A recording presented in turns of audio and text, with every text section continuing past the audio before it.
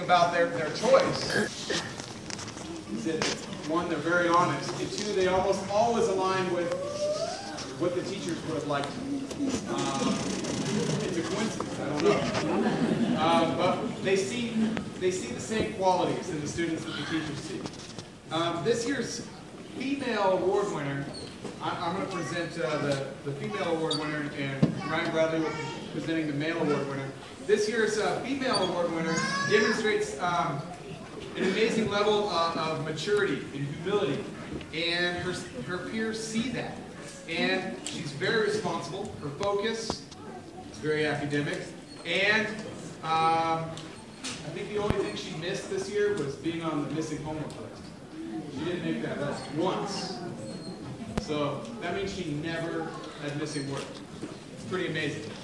And that means that her parents have no idea what that phone call sounds like. If any of you have heard. Okay.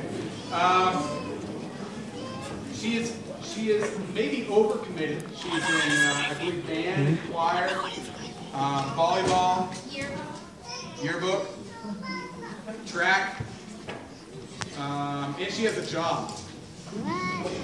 Pretty amazing. Okay. But she's very dedicated to her academics and manages to focus on that and avoid all the drama that typically haunts middle school girls. So there's none of that. And I knew something was unique about the student when I found out that she had to pay for some things herself, like the Denver trip. She had to pay for that. And her own braces, I found out she had to pay for those. And that's not a cheap thing. So I said to her, so she didn't feel bad about herself, I said, that's amazing. You are very responsible. And you're going to have a lesson that many other students won't get for years down the line. Okay? And on the Denver trip last week, we went to Cherry Creek Mall. And that could end up, in a big shopping spree for certain students. We were there for an hour. We had to limit the time. And this student went for a shopping trip. And I was curious what students were buying, and I asked the student, well, what'd you get? And of course, there was some high dollar products purchased, like lotion and those types of things that girls purchase at the mall. And I was thinking, wow, this student who has to pay for her own things is going on a shopping spree. But her money wasn't spent frivolously. I found out that the high dollar lotion she bought was actually for her sister. And I thought, wow, that's very selfless. And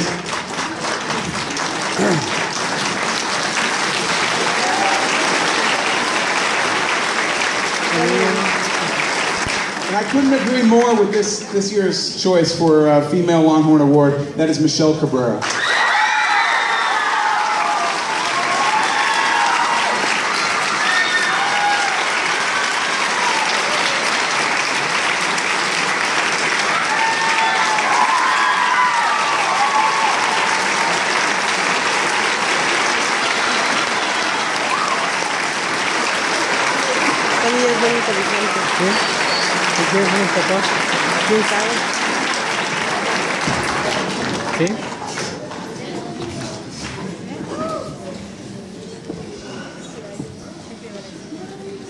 Hey, I'm Ryan Bradley. I'm the 8th grade science teacher. So this year, the kids were voting on the Longhorn Award, and I had the pleasure of counting the votes with the spell of odds. It was fun. Spread them out on the coffee table and start working it out.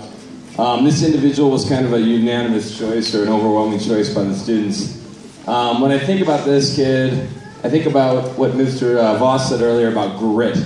And this guy has it on the athletic field and also in the classroom.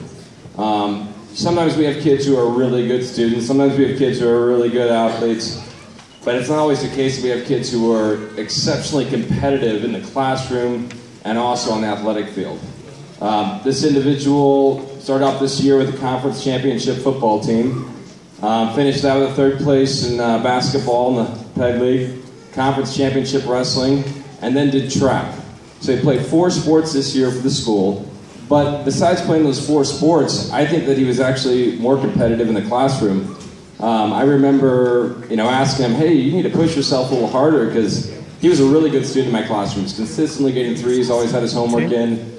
I said, you should be getting 4s, and kind of flipped the switch, and he did much better after that with scoring 4s and moved from like being in the top quarter to like the top 5% of students. When I talked to Maciek about this kid, he says, man, this kid's just like, bring it on. Like, I want to do the hard problems, I want challenging work.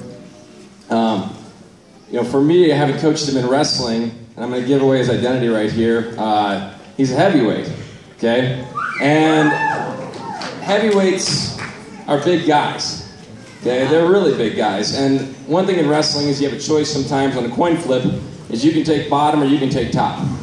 And very few heavyweights ever choose bottom, because you've got to come up off the mat with about 250 pounds on your back.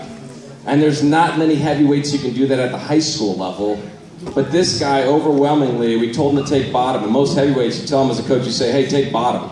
And they're like, look at you, and they shake their head, and they're like, I'm not going down bottom and having a 250-pound guy on my back. But this guy, almost every time we picked bottom, he would make the escape, and his opponents wouldn't pick bottom, and he would get a lead that way. And I'd say coming out of middle school here, he's probably one of like the top 15 heavyweight wrestlers in the state. Truly competitive everywhere and everything, but he's not the kind of competitive person who wants to gloat, I want to be better than everybody else. He's more the competitive person who says, I want to be the best that I can be. So with that being said, I'd like to recognize Oswaldo Morales.